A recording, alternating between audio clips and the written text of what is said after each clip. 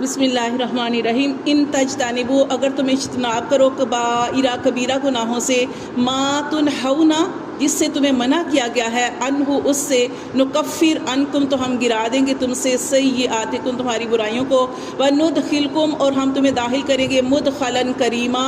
باعزت جگہ پر۔ تو یہ دیکھیں اللہ تعالیٰ فرماتے ہیں کہ اگر تم بڑے گناہوں سے اجتناب کرو، بڑے گناہوں میں کیا آتا ہے؟ شرک آتا ہے،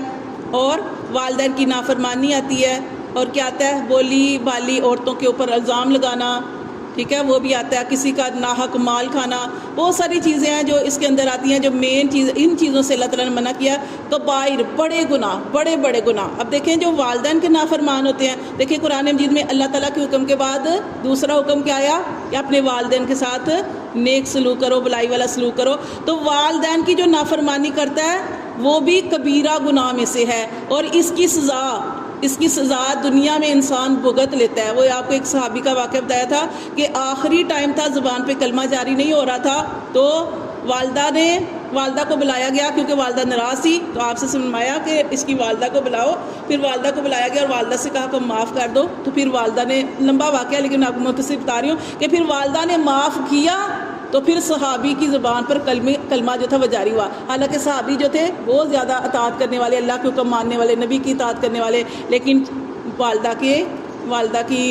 والدہ کے آگے اپنی زبان جو تھے وہ زیادہ تیزی سے چلا دیتے تھے، تو والدہ ان سے ناراض تھی۔ تو اللہ تعالیٰ نے فرمایا کہ تم بڑے بڑے گناہوں سے اجتناب کرو، ما تنہون عنہ، وہ گناہ جن سے تمہیں روکا گیا ہے، نکفر عنکم، تو ہم گرا دیں گے تم سے، سیئاتکم، تمہاری برائیاں۔ کہ بڑے گناہوں سے بچو گے تو اللہ تمہاری چھوٹی چھوٹی جو برائیاں ہیں ان کو اللہ تعالیٰ مٹا دیں گے، اور چھوٹی جو گناہ ہوتے ہیں، صغیرہ جو گناہ ہوتی ہیں، وہ آپ کو پتہ ہے کیسے مٹتی ہیں؟ ایک وضو کے بعد دوسرا وضو کرنا، یعنی ایک نماز کے بعد اگر اللہ نے آپ کو دوسری نماز کی توفیق دے دی ہے نا، تو گویا اللہ تعالیٰ بیچ کے گناہ معاف کر دیں گے، صغیرہ گناہ۔ اسی طرح ایک جمعے سے دوسرے جمعے کے درمیان جتنے گناہ ہوتے ہیں وہ اللہ تعالیٰ معاف کر دیتے ہیں، ٹھیک ہے۔ اسی طرح صدقہ کرنے سے گناہ جو ہے مٹ جاتے ہیں۔ اگر آپ نے کوئی برا کام کیا، برا کرنے کے بعد آپ کے دل میں احساس پیدا ہوا، آپ نے فوراً کوئی نیکی کی، اللہ اس برائی کو جو ہے وہ ختم کر دیتے ہیں۔ تو یہ اللہ تعالیٰ فرماتے ہیں کہ اگر تم کبیرہ گناہوں سے بچو گے تو اللہ تمہاری چھوٹی چھوٹی برائیوں جو ہے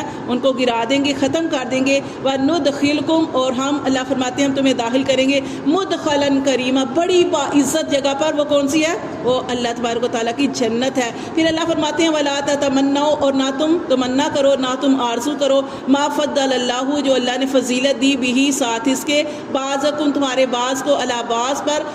اللہ تعالیٰ یہاں پہ یہ فرما رہے ہیں کہ جیسے آپ صلی اللہ علیہ وسلم کی زوجہ تھی نا ام سلمہ، انہوں نے کہا کہ اللہ کے رسول،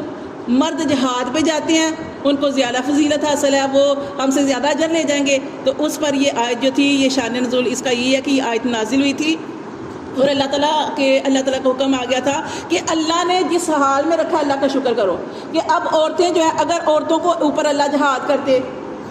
عورتوں کو اللہ نے کمزور بنایا ہے، اللہ نے مرد کو شروع سے ہی طاقت زیادہ دی ہے، عورتیں عقل کے حساب سے بھی پیچھے ہیں، نمازوں میں بھی پیچھے ہیں، کہ عورتوں کے جو دن آ جاتے ہیں، اور اللہ تبارک و تعالیٰ مردوں کو یہ مجبوری نہیں ہے، مرد جو ہے نمازیں پڑھتے ہیں، مرد کو اللہ نے حاکم بنایا، مرد کو اللہ نے خلیفہ بنایا، حکمران بنایا، خلافت دی، اور مرد جو ہے وہ امامت کرواتا ہے، اتنی زیادہ فضیلت ہے۔ مرد کو پھر وہ جائیداد میں بھی، وراثت میں بھی زیادہ حصہ ملتا ہے۔ تو اللہ تبارک و تعالیٰ فرماتے ہیں کہ تم عورتوں کا جہاد بڑا آسان ہے، ایک نماز کے بعد اگر وہ سارے کام بھی کر رہی ہیں، نپٹا رہی ہیں، اور ساتھ ساتھ ان کو یہ فکر ہے اب اذان ہونے والی ہے، اب نماز ہونے والی ہے، ہم نے اگلی نماز پڑھنی ہے، تو یہ بھی عورت کا جہاد ہے۔ مردوں کا جہاد مشکل ہے، عورتوں کا آسان ہے۔ اللہ تعالیٰ نے فرمایا کہ تمنا نہ کرو جو اللہ نے فضیلت دی تمہارے بعض کو بعض پر، لِلرِّجَالِ نَصِیبٌ مِّمَّا، مردوں کے لیے حصہ ہے، مِّمَّا اکْتَسَبُوا، جو انہوں نے کمایا، جو وہ کمائی کریں گے ان کو اس کا حصہ ملے گا، اجر و ثواب ملے گا۔ وَلِلنِّسَاءِ نَصِیبٌ مِّمَّا اکْتَسَبْنَ، اور جو عورتیں ہیں ان کو بھی حصہ ملے گا ان کی کمائی کا جو انہوں نے کیا، کسی کے اجر میں کمی نہیں کی جائے گی۔ وَاسْأَلُوا اللَّهَ، اور اللہ سے سوال کرتے رہو، مِن فضلہ، اس کے فضل کا، إِنَّ اللَّهَ، بے شک اللہ کانا ہے، بِكُلِّ شَيْءٍ عَلِيمًا، ہر چیز کے بارے میں خوب جاننے والا۔ وَلِكُلِّ، اور ہر ایک کے لیے، جعلنا، ہم نے بنائے، موالیا، اس کے وارث، مما ترک الوالدان، اس میں سے جو چھوڑ جائیں والدین، والاقربون، اور قرابت والے۔ اللہ فرماتے ہیں کہ ہم نے ہر ایک کے لیے وارث بنائے، اس جائیداد میں سے جو اس کے قرابت والے یا والدین چھوڑ جائیں، والذین اور وہ لوگ عقدت ایمانہم جن سے تمہارا گاڑا عہد ہو چکا، ٹھیک ہے، فآتوہم تو ان کو بھی دو نصیبہم ان کا حصہ، ان اللہ بے شک اللہ کان ہے علی کل شیء شہیدا ہر چیز کے بارے میں خوب جاننے والا۔ تو اس آیت کی آپ کو سمجھ آئی ہے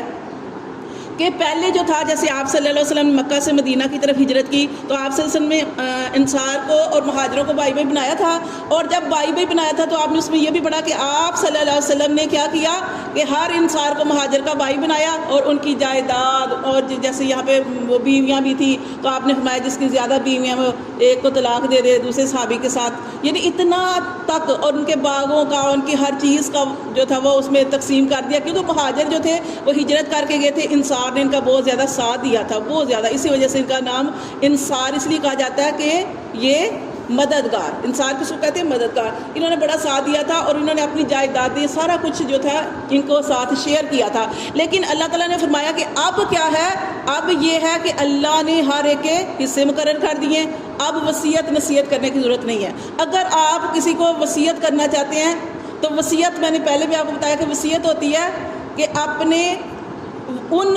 جو وارث ہیں وارثوں سے ہٹ کے ہوگی، ٹھیک ہے، وہ تو وارث ہیں ان کے ہٹ کے ہوگی، اور اگر آپ وہ وصیت یا نصیحت کر کے جا رہے ہیں، کوئی وصیت کر کے جا رہے ہیں تو اپنے مال میں سے تیسرے حصے میں سے نصیحت کریں گے۔ کیوں؟ آپ صلی اللہ علیہ وسلم نے ارشاد فرمایا کہ اپنی اولاد کو خوشحال چھوڑ کے جاؤ بجائے کہ تم دوسروں کو دے دو اور تمہاری اولاد جو ہے وہ فقیر ہو جائے۔